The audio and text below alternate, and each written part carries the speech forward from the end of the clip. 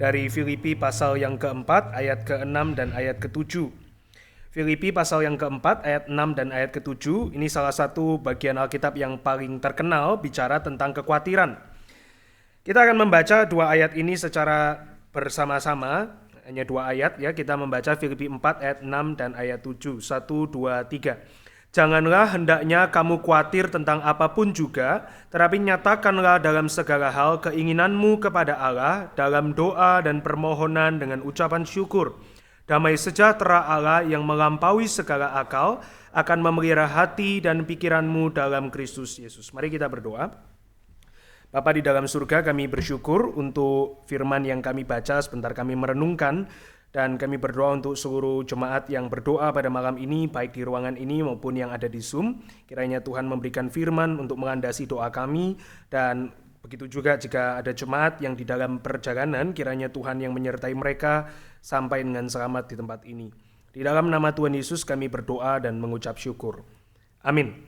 Saudara, tema pada malam ini adalah mengubah kecemasan menjadi doa ya, bukan mengubah kecemasan menjadi dosa ya. Karena kalau mengubahnya menjadi dosa, maka kita semua sudah ahli di dalam mengubah kecemasan kita menjadi dosa. Nah, ada berbagai macam jenis kecemasan di dalam dunia ini. Bapak Ibu, saya kira kita perlu selalu membedakan gitu ya. Ada kecemasan atau kekhawatiran yang sifatnya adalah natural. Misalnya kita memikirkan apakah besok ketika menuju suatu tempat itu kita akan sesuai dengan jalur yang benar, atau jangan-jangan kita salah jalur dan kemudian kena macet, tersesat, dan seterusnya. Ini kekhawatiran yang natural, kekhawatiran yang masuk akal. Nah, kita semua punya kekhawatiran ini. KKR regional misalnya, maka selalu akan ada pertanyaan di malam hari itu, besok saya kemana? Sekolah ini rutenya seperti apa? Rutenya susah enggak? Wah, ini susah, harus naik ojek yang motor trail. Nah, ini sudah ada kekhawatiran, saudara. Ini kekhawatiran yang tentu adalah kekhawatiran yang natural. Tapi juga ada kekhawatiran jenis kedua, yaitu yang sifatnya adalah klinis atau medis. Ya, kekhawatiran yang mungkin tidak bisa ditemukan penyebabnya, tapi orang itu bisa kena panic attack gitu ya, bisa berkeringat dingin, kemudian tangannya bergetar dan seterusnya tanpa penyebab. Nah, ini mungkin adalah kekhawatiran medis ya, bukan ini yang kita bicarakan. Tapi kita juga tidak membicarakan yang pertama, kita membicarakan jenis kekhawatiran yang ketiga, yaitu yang setiap kali muncul di dalam Alkitab, dia selalu bicara jenis kekhawatiran atau kecemasan ini, yaitu jenis kekhawatiran yang ketika ia datang ke dalam kehidupan kita, dalam pikiran kita, di dalam hati kita, dia mengusir Tuhan itu keluar dari pikiran dan hati orang itu. Jadi ketika kekhawatiran jenis yang ketiga ini muncul, maka dia memberikan dirinya itu masuk ke sana, dan kemudian di dalam berbagai macam, 1000 macam kekhawatiran itu, dia kemudian merasa ini adalah beban untuk dirinya sendiri dan tidak ada ruang bagi Tuhan. Ini adalah kekhawatiran yang perlu diubah menjadi doa dan bukan kekhawatiran yang diubah menjadi dosa. Karena kekhawatiran jenis yang ketiga ini adalah kekhawatiran yang mungkin dia masuk dari hal yang natural, mungkin dia masuk dari sebuah kekhawatiran yang umum, tapi kemudian dia menguasai hati dan pikiran kita, sehingga kita itu tidak bertumbuh dan justru kita makin turun. Kekhawatiran jenis yang ketiga ini adalah kekhawatiran yang ketika muncul akan membuat kita itu hidupnya direduksi hanya di dalam apa yang kita khawatirkan. Nah, saudara, Paulus ya di dalam Filipi pasal 4 ayat 6 dan ayat 7 itu kan memberikan sebuah encouragement kepada jemaat Filipi yang membicarakan kekhawatiran dan doa begitu ya. Kalau kita membaca secara sederhana ya biasa orang artikan Paulus itu sedang mengatakan bahwa ketika kamu khawatir, janganlah khawatir tapi berdoalah dan kamu akan beres gitu kira-kira ya. Ini pembacaan yang sederhana. Ketika kekhawatiran datang, Paulus mendorong kita untuk ya berdoa, jangan bergulat dengan kekhawatiran itu. Berdoa. Dan kemudian kita membayangkan kalau kita mengikuti apa yang dikatakan oleh Paulus di dalam Filipi ini, maka ya kalau saya khawatir, saya berdoa dan kemudian beres. Tapi pertanyaannya Bapak Ibu sekalian adalah ketika kita membaca Filipi ini dan kemudian mungkin kita coba di dalam kehidupan kita ya, ada kekhawatiran A, kemudian kita berdoa. Pertanyaannya adalah kalau kita itu berdoa dan kemudian masih khawatir, terus bagaimana, Saudara? Nah, seringkali kita berpikir bahwa ini sesuatu yang aksi-reaksi ya. Aksi-reaksi itu tadi saya khawatir, reaksinya saya berdoa. So, betul kan ya? Saya berdoa berarti saya tidak khawatir. Kan mestinya begini ya. Tapi faktanya adalah ya banyak hal di dalam kehidupan kita itu ketika kita doakan, ketika kita berdoa menyerahkan kekhawatiran itu, kita sebut itu kepada Tuhan, ternyata tidak sesimpel itu kan. Tidak kemudian pikiran kita itu jadi kebas secara emosi gitu ya. Tadinya saya khawatir misalnya penyakit kesehatan ini, khawatir mikir terus tentang penyakit, lalu kemudian saya doa, tidak kemudian kita langsung jadi tenang gitu ya, orang yang tidak lagi khawatir dengan kesehatan, kan tidak begitu. Ada kalanya kita itu memang berdoa dan ya tidak ada yang terjadi di dalam otak kita barangkali. Kita sebut itu kepada Tuhan dan kemudian tetap problemnya ada, kekhawatiran di kepala kita juga ada. Nah, saudara, kalau kita lihat di dalam Alkitab ya, memang ada kalanya orang-orang itu diizinkan untuk bertekun ya di dalam suatu hal atau diizinkan untuk memikul salib tertentu ya. Misalnya Paulus ketika dia itu berdoa, dia berdoa untuk, kita cukup meyakini duri dalam daging itu adalah penyakit ya. Dia berdoa untuk penyakit itu, dia meminta kepada Tuhan. Memang dia tidak sebutkan dengan jelas apa yang dia itu pikirkan, yang dia gumulkan, tapi kita bisa cukup yakin bahwa dia menyebut itu kepada Tuhan. Dan ternyata Tuhan itu memang mengizinkan Paulus bukan cuma tetap sakit barangkali, tapi tetap mengizinkan Paulus untuk memikirkan penyakit itu. Ya, kemungkinan tidak diambil karena Tuhan mengatakan cukuplah kasih karuniaku kepadamu, di dalam kelemahanmu lah kasihku menjadi sempurna. Ini sesuatu yang mungkin ya kalau Anda kaitkan dengan Filipi tadi, berarti sudah doa untuk kekhawatiran, pergumulan atau suatu worry, kecemasan ini, dan kemudian tidak terjadi apapun gitu. Seakan-akan begitu kan ya, aksi reaksinya jadi gagal. Saya khawatir, saya berdoa, mestinya saya tidak lagi khawatir. Ternyata Tuhan bilang, oh enggak, memang kamu mesti stay di dalam kekhawatiranmu itu. Barangkali penyakit. Atau di dalam bagian lain kita bisa lihat Tuhan Yesus sendiri di Getsemani, dia Lukas 22 mencatat, dia berdoa dengan pergumulan yang berat, dia berdoa sampai keringatnya seperti darah, dan ia tetap harus melalui yang dia itu lihat di depan matanya, cawan yang begitu berat itu. Nah, saudara, tentu kita tidak mengatakan Yesus sedang kena anxiety disorder ya, tentu nggak bisa mengatakan itu. Dia memang bergumul secara jujur, pergumulan yang real, tapi kita bisa mengatakan bahwa dari peristiwa Paulus ataupun peristiwa Yesus yang memang ada kalanya di dalam kehidupan kita, pergumulan kita, kekhawatiran kita, kecemasan kita, masalah yang kita lihat begitu besar, itu memang Tuhan tidak ambil dengan doa. Paulus berdoa, Yesus sendiri anak Allah berdoa, dan dia tetap harus melewati yang di depan matanya. Sehingga mungkin kita bisa bertanya di dalam bagian ini, kalau begitu apakah kita itu masih perlu berdoa kalau Tuhan memang tidak ambil kekhawatiran kita? Jawabannya ya tentu tetap perlu ya. Kita perlu meninggalkan sebuah pemikiran aksi reaksi ya, berdoa tidak khawatir, dan menggantinya dengan cara berpikir yang lain. Orang-orang Kristen itu seringkali melihat doa sebagai satu zezem gitu ya, avada kedavra gitu ya. Saya mengucapkan sesuatu, terjadi sesuatu. Tapi Alkitab itu tidak selalu menggambarkan Alkitab dengan dimensi saya berdoa dan terjadi sesuatu. Alkitab itu juga menggambarkan doa sebagai sebuah disiplin ya. Mungkin Paulus itu bukan mengatakan di dalam Filipi 4 doa sebagai sebuah obat yang membuat kita jadi kebas secara emosional atau sebuah kata-kata ajaib yang akan mengubah nasib kita. Tapi dia mengajak kita untuk membayangkan sebuah disiplin, sebuah keteraturan, sebuah cara yang diberikan kepada kita untuk kita hidupi di hadapan atau sebagai counter daripada yang namanya kekhawatiran itu. Kita bisa katakan kekhawatiran yang tadi ya, yang jenis ketiga, penyakit rohani yang kita itu miliki. Kita khawatir, kita masuk di sana, kita bergulat terus di sana, dan mungkin counter habitnya adalah dengan doa. Sama seperti waktu kita misalnya disiplin di dalam olahraga, di dalam makan, di dalam tidur, itu kan bukan aksi reaksi ya. Saudara misalnya jalan pagi gitu ya, kemudian setelah jalan pagi penyakit hilang, kan enggak begitu ya.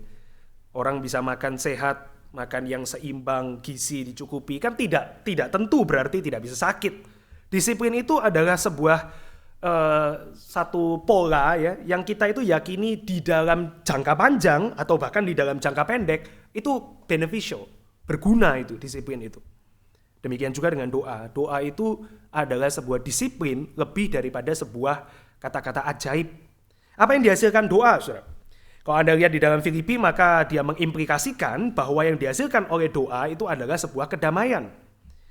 Paulus itu di dalam berbagai kesempatan mengatakan bahwa Allah itu adalah sumber kedamaian. Tapi kedamaian yang seperti apa? Tentu tadi kita sudah mengatakan bahwa kedamaian itu tidak berarti masalah hilang. Kedamaian itu juga tidak berarti kita kebas emosional ya, masalah yang di dalam pikiran kita hilang. Belum tentu sih kekhawatiran itu masalahnya real, bisa saja nggak real. Tapi kedamaian itu bukan itu ya, bukan itu. Damai yang lain yang dibayangkan oleh Paulus itu mungkin lebih tepat dengan damai di dalam perlindungan ya dari musuh yang ingin mengklaim hati dan pikiran kita melalui pintu yang namanya kekhawatiran itu. Jadi kalau kita ibaratkan, ini bukan kalimat dari Filipi ya, tapi kekhawatiran itu sendiri barangkali bukan dosa, tapi kekhawatiran itu jadi satu pintu yang iblis itu dengan mudah bisa buka setiap saat, menginceng kita di dalam gitu ya, mengintip kita, dan begitu kita lengah maka dari pintu kekhawatiran iblis itu masuk dan membawa kita. Contoh saudara, misalnya kekhawatiran itu dia akan menyibukkan kita kan ya, badan kita mungkin diam karena kita sedang khawatir, kita nggak melakukan banyak hal. Mungkin kita itu badannya diam di kasur, di sofa, di mobil gitu ya, di gereja. Tapi pikiran kita itu akan disibukkan. Jadi kekhawatiran itu jadi pintu bagi iblis untuk mengambil fokus kita dari firman barangkali. Di dalam peristiwa yang lain, iblis itu juga menggunakan kekhawatiran barangkali untuk membuat kita capek. Kita kemudian sudah capek secara emosional, pikiran kita sudah terkuras. Bahkan medis membuktikan kalau orang khawatir itu tubuhnya fisik juga kemudian tidak fit begitu ya, dan kemudian kita melalaikan tugas-tugas yang kita mesti kerjakan. Sudah khawatir malam hari makin khawatir gitu ya, karena dunia senyap, cuman pikiran kita rame, kita sudah nggak pikir itu baca firman Tuhan, berdoa, sudah nggak pikir itu lagi gitu ya. Jadi kekhawatiran jadi pintu lagi di mana iblis itu akan masuk dan mengambil yang penting dari hidup kita. Atau selain dia menyibukkan kita, membuat kita capek, melalaikan tugas-tugas kita, kemudian dia juga bisa saja membuat kita itu bergeser dan kemudian mengusahakan dengan cara-cara kita sendiri mengatasi kekhawatiran kita. Jadi ada orang ya, karena dia khawatir akhirnya dia berusaha untuk membuat semacam contingency plan, rencana-rencana cadangan, planning-planning yang dibuat karena khawatir, hatinya itu tidak tenang. Tapi karena dia akhirnya menggunakan berbagai macam pikiran dia untuk membuat rencana, sehingga kemudian dia justru jadi self-sabotage dirinya sendiri gitu ya. Orang-orang bisa seperti ini, saudara. Tapi kalau saudara lihat ya, doa itu secara natural adalah counter dari anxiety, saudara. Misalnya ya, doa itu mengingatkan kita agar tidak lengah. Kita berdoa karena kita tahu kita dalam bahaya. Kita berdoa karena kita tahu bahwa kalau kita tidak fokus, kita tidak mengorientasi kembali hati dan pikiran kita, maka kita bisa setiap saat itu di-hijack oleh si jahat. Doa itu kan karena kita sadar ini kan ya. Kita mau memfokuskan pikiran dan hati kita untuk sesaat berdoa karena kita tahu bahwa ada bahaya di luar sana. Doa itu juga mengingatkan kita bahwa kita tidak kuat. Orang itu berdoa karena dia itu yakin bahwa dia harus berpegang kepada kekuatan lebih besar daripada kekuatannya sendiri. Kalau kekhawatiran itu bikin masa lalu atau masa depan seperti jadi beban hari ini, maka doa itu kan mengajak kita untuk menarik diri dari hari ini atau present for sesaat ya, sejenak kita keluar dari masa kini untuk kita itu berpegang pada Tuhan yang di luar waktu gitu ya. Kita berdoa di dalam nama Yesus karena kita sadar bahwa nama kita sendiri atau kekuatan kita sendiri ya itu gak cukup untuk memperantarakan problem dan pergumulan kita kepada Tuhan. Doa itu counter daripada kekhawatiran, kecemasan yang mungkin ada di dalam kehidupan kita. Doa itu juga mengingatkan kita bahwa Tuhan itu akan menolong. Kita tahu firman Tuhan mengatakan ketika kita berdoa di dalam nama Yesus anaknya, maka Bapa itu mendengarkan doa kita. Jadi saudara bisa lihat ya, doa itu lebih cocok dilihat sebagai disiplin counter anxiety, disiplin yang melawan kekhawatiran daripada sebagai sebuah obat manjur, mujarab begitu ya. Barangkali Filipi 4 itu lebih cocok dimaknai seperti ini. Ketika kamu di dalam kekhawatiran, kamu harus berlari ke arah sebaliknya. Dan arah sebaliknya itu adalah di dalam doa kepada Bapa di surga. Jadi sebagai disiplin, doa itu akan men-challenge ya, anxiety kita dan memberikan ketenangan kepada kita. Meskipun mungkin tidak serta-merta membuat kita jadi kebas ya, emosional. Jadi tidak berarti ya, ketika kita itu khawatir berdoa maka langsung hari itu menjadi tenang, barangkali tidak. Tapi ini adalah sebuah counter habit yang kita mesti bangun. Kenapa kok ini menjadi sebuah hal yang perlu kita pikirkan dan kita lakukan? Karena saya kira ya tidak perlu diberikan arahan, kita itu punya habit of worrying of something gitu. Kita itu secara natural punya kebiasaan untuk mencemaskan sesuatu. Kesehatan misalnya, ya, pekerjaan, keluarga, anak, cucu, pasangan, diri sendiri, pelayanan. Kita itu punya habit untuk always in a rush. Kita selalu ada satu pressure untuk buru-buru nih, pikir lagi. Sudah pikir A, oh jangan berhenti di A, pikir lagi B, pikir lagi C, dan seterusnya.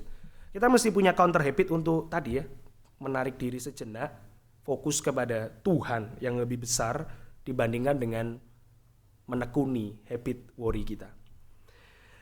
Oke, sudah saya berikan 3 poin ya, bagaimana kita mengubah kekhawatiran atau kecemasan menjadi doa. Yang pertama adalah yang paling dasar, saudara, yaitu Anda dan saya perlu belajar untuk identifikasi kekhawatiran kita, kemudian mencari firman Tuhan sebagai counter, dan mendoakan hal itu. Saya kasih contoh, saudara. Tadi saya ulang ya, identifikasi kekhawatiran, mencari counter dari firman Tuhan, kemudian mendoakannya. Contohnya begini, saudara. Khawatir yang bersifat medis ya, khawatir yang misalnya tadi tentang penyakit, bagaimana kalau kita, atau tentang makanan nggak cukup hari ini, maka kita akan menemukan di dalam Alkitab ya, ini worry saya nih, saya takut saya nggak dipelihara. Dan ketika saya menekuni firman Tuhan, saya menemukan bahwa Tuhan itu berjanji memelihara hidup saya, memberikan makanan yang cukup untuk sehari-hari. Tuhan memelihara burung pipit, Tuhan mendandani bunga di ladang. Ini kan counter dari firman Tuhan ya. Kemudian saya bisa berdoa supaya saya percaya akan apa yang Alkitab itu janjikan. Ini contoh lain, saudara ya. Misalnya anxiety kita adalah dosa. Wah, kamu terus dikutuk oleh suara di dalam hatimu ya, dulu kamu menipu ya, dulu kamu begini ya, dulu kamu itu jahat ya, kamu ini orang berdosa ya. Ini kan kekhawatiran kita ya, oh saya ini sekarang tidak layak melayani Tuhan karena ini. Dan kemudian kita menemukan di dalam firman Tuhan, ketika kamu berdosa, maka akuilah dosamu kepada Tuhan dan Tuhan mengampuni. Saudara berdoa apa? Saudara berdoa bahwa saudara yang mengaku dosa kepada Tuhan, Tuhan mengampuni. Itu counter, saudara. Jadi identifikasi kekhawatiranmu, menemukan janji dari firman Tuhan, dan mendoakan hal tersebut. Misalnya tentang masa lalu, saudara, masa lalu yang menghantui, ketahuilah bahwa Tuhan mengetahui masa lalumu dan menerimamu sebagai anak-anaknya, dan berdoalah untuk keyakinan akan keselamatanmu. Tentang masa depan, ketahuilah bahwa Tuhan memelihara hari esok, dan berdoalah Tuhan menguatkanmu untuk masa depan itu. Jika itu adalah tentang misalnya kekhawatiran tentang hari ini, ketahuilah bahwa Tuhan memberikan penopangannya yang cukup setiap harinya, itu janjinya Tuhan. Dan berdoalah untuk roti yang secukupnya yang Tuhan itu janjikan. Identifikasi masalah kekhawatiran kita dan menemukan counternya di dalam firman Tuhan itu menjadi bekal di dalam doa kita, saudara. Setiap kekhawatiran kita itu ada counternya, saudara. Nah, bagaimana kalau kekhawatirannya itu betul ya, kekhawatiran yang real ya, kekhawatiran yang beneran, masalah yang tangible, yang kelihatan. Maka firman Tuhan juga mengatakan kepada kita untuk membuat sebuah ya kehidupan yang bijaksana, mengatur itu. Dan kita bisa berdoa Tuhan memberikan kepada kita kemampuan mengerjakan itu, saudara. Jadi Filipi 4 ayat 6 itu kan dimulai dengan biarlah ya, let your request be made known to God. Ya, biarlah petisimu itu diketahui oleh Allah. Itu Paulus mau mengatakan bahwa Tuhan itu gak akan kaget ya dengan betapa ruwetnya pikiranmu yang kamu itu berikan kepada Tuhan di dalam pikiran yang ruwet tadi, saudara. Kadang-kadang kita itu berpikir ya, kalau saya mau doa, saya itu mesti bikin kepala saya lurus dulu ya, rambutnya ndak ada yang bundet, baru kemudian saya bisa berdoa. Tapi kalau menurut Filipi 4 ayat 6 ya, let your request plural be made known to God. Ya Tuhan itu nggak minta kita itu lurus ya, otaknya lurus, nggak ada masalah baru berdoa gitu ya. Tuhan mungkin minta kita dengan segala macam problem yang entangled itu berikan kepada Tuhan. Dan Tuhan itu tidak akan kaget atau terbeban dengan kecemasan dan kekhawatiran kita. Dia akan menerimanya. Dan tentu dia memberikan kepada kita firman Tuhan menjadi bekal untuk mengatasi hal itu. Yang kedua, saudara, ini level yang lebih tinggi. Jadi tadi itu yang paling sederhana ya, identifikasi kekhawatiran, mencari counter firman Tuhan, mendoakan itu yang paling pertama, yang paling dasar.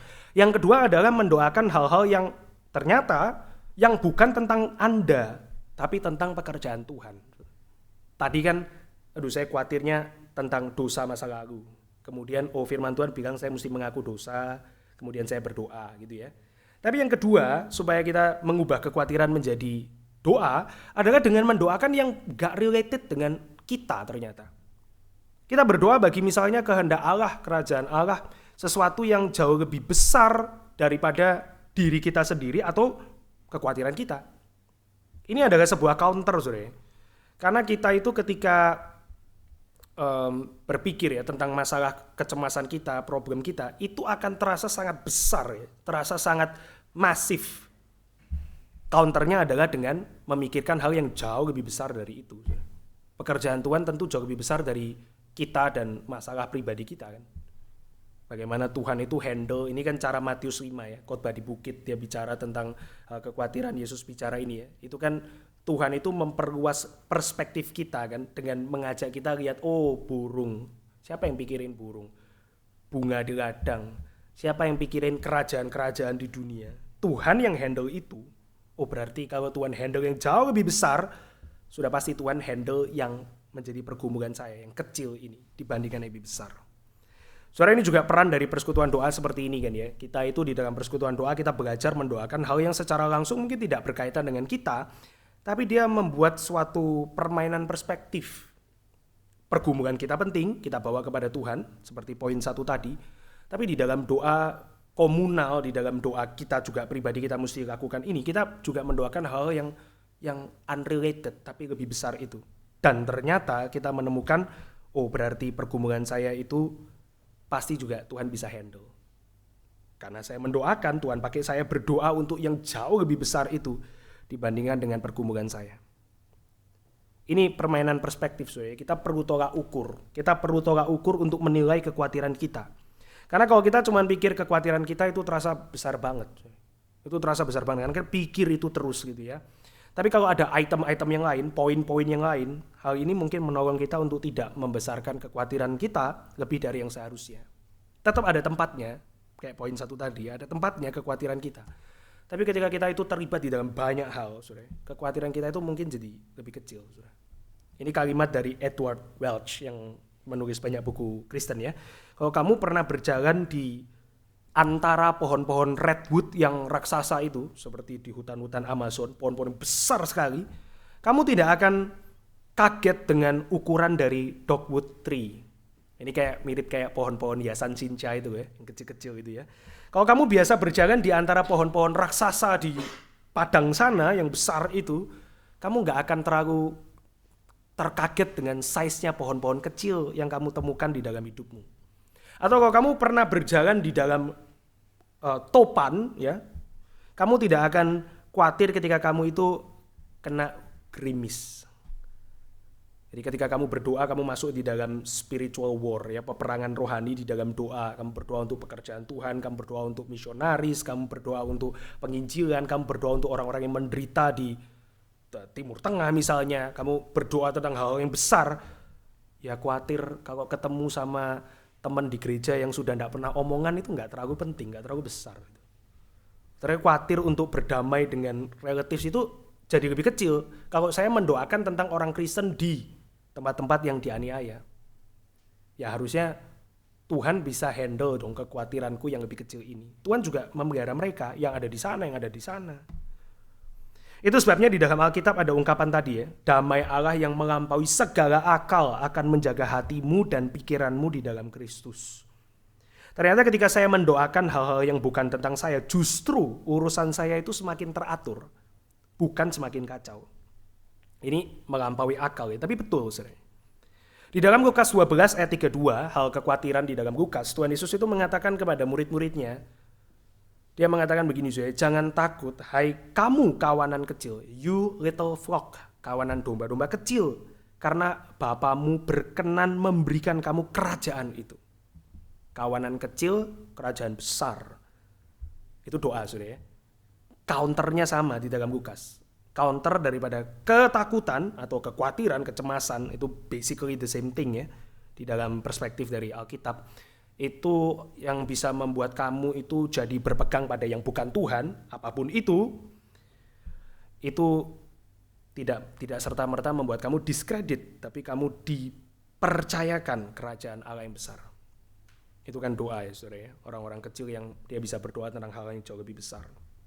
Yang ketiga dan yang terakhir saudara ya, bagaimana kita mengubah kekhawatiran menjadi doa adalah dengan mengucap syukur akan siapa Tuhan dan hal-hal yang Tuhan itu percayakan kepada kamu sekalian. Saudara, kekhawatiran itu membuat kita berpikir tentang hal yang di luar kendali. Entah masa lalu, entah masa depan, entah orang lain, pikiran orang, kalimat dari mulut orang lain. Kita nggak bisa kendalikan itu. Kita nggak bisa mengubah masa lalu, kita tidak tahu masa depan, kita tidak bisa mengubah bagaimana orang berpikir dan berbicara tentang kita atau tentang keluarga kita dan lain sebagainya. Tapi saudara, ketika kita mengubah ini menjadi doa, maka yang muncul adalah kita mengingat hal-hal yang Tuhan hari ini sedang kasih di tangan kita masing-masing. Di tangan kita semua itu Tuhan mempercayakan sesuatu yang Tuhan percayakan di tangan kita, kita bisa pakai, kita bisa setia di dalam hal itu. Lihatlah apa yang hari ini Tuhan itu masih serahkan menjadi bagianmu. Dan doakan itu supaya kamu setia di dalam hal-hal yang Tuhan itu taruh di tanganmu hari ini. Biasa kita itu terjun ya di dalam kekhawatiran. Kekhawatiran A, bagaimana kalau rencana bisnis gagal. Kekhawatiran B, bagaimana kalau hasil check up jelek. Kekhawatiran C, bagaimana kalau pelayanan tidak memuliakan Tuhan. Macam-macam saudara. Maka kita bisa coba sebaliknya, hal-hal yang Tuhan percayakan. Oh, ternyata sampai sekarang saya masih bisa bekerja. Saya masih bisa bersyukur ada bisnis yang jalan, ada kantor yang jalan, ada pekerjaan yang jalan. Saya masih bisa setia dengan pekerjaan ini, saya bisa jujur, saya bisa berintegritas, saya bisa rajin. Ketimbang memikirkan bagaimana kalau besok pekerjaan ini tidak lagi berjalan misalnya. Saya hari ini setia dengan, saya nggak tahu apakah besok-besok saya selalu sehat, tapi saya bisa setia dengan kesehatan hari ini. Saya bisa mengatur tidur saya bisa mengatur makanan saya bisa mengatur kesehatan ini dipakai untuk hal-hal yang penting. Ketimbang memikirkan bagaimana kalau besok itu sakit misalnya. Saya masih bisa melayani hari ini, berarti saya masih bisa diberikan kesempatan untuk memperhatikan kesaksian hidup saya hari ini. Ketimbang bagaimana kalau suatu saat saya berdosa dan membuat orang-orang menghina nama Tuhan. Kita bisa menggantinya dengan apa yang hari ini Tuhan itu kasih di tangan kita, dan kemudian itu muncul di dalam respon keluar ya, ucapan syukur kepada Tuhan. Tuhan itu tidak pelit mempercayakan banyak hal di dalam kehidupan kita. Kadang-kadang cuman kita tidak lihat yang dipercayakan, kita lihat yang ada di masa depan, masa lalu, dan seterusnya. Saudara, kita bisa mengubah kekhawatiran menjadi doa di dalam 3 hal ini, saudara ya. Pertama, dengan yang paling sederhana, identifikasi kekhawatiran kita, mencari counternya, dan mendoakan itu. Yang kedua, dengan mendoakan hal yang lebih besar yang tidak terkait dengan kita. Dan yang ketiga, di dalam ucapan syukur yang begitu banyak untuk apa yang Tuhan itu betul-betul percayakan hari ini di tangan kita. Jadi mari kita mencari lebih banyak hal, saudara, di dalam kehidupan kita untuk kita syukuri. Karena dari situ kita akan melihat Tuhan seperti apa yang kita itu percaya, yaitu Tuhan yang memberikan kedamaian. Mari kita berdoa. Bapa di dalam surga, kami bersyukur untuk renungan yang kami boleh dengarkan pada malam ini. Sebentar kami akan berdoa bagi pekerjaan Tuhan. Kiranya Tuhan memberikan pada kami kesetiaan untuk berdoa, dan biarlah ya Tuhan apa yang kami doakan pada malam ini Tuhan boleh pakai membentuk kami, dan Tuhan pakai kami berdoa bagi kemuliaan Tuhan. Apapun yang kami doakan ya Tuhan, biarlah Tuhan memberikannya di dalam hati kami satu ketulusan ketika kami memanggil nama Tuhan. Di dalam nama Tuhan Yesus kami berdoa. Amin.